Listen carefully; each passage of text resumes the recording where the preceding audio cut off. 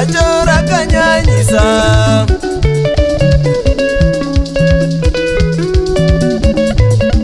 Chinoti chabata murume nemukadzi atove nacho. Chinoti chabata murume nemukadzi atove nacho. Chinoti chabata kazvitakura nowanobara atove nacho. Chinoti chabata kazvitakura nowanobara atove nacho. Aiwa aiwa koracho rakanyanyisa.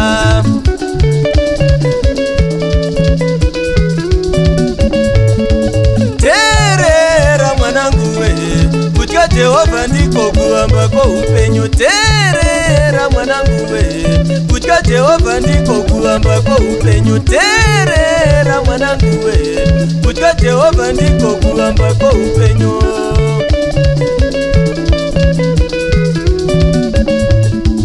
Kuti upukunyuke pamizungu yewakaipa, kuti upukunyuke pamizungu yewakaipa iwe.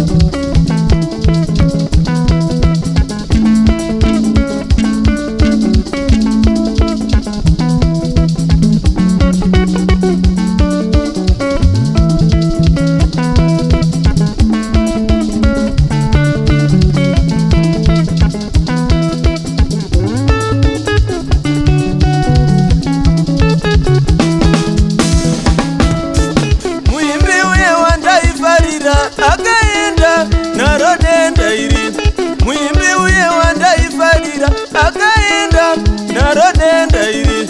Muprofita uye mukuru wa Mwari akaenda naro denda iri. Muvhangeri uye mukuru wa Mwari akaenda naro denda iri.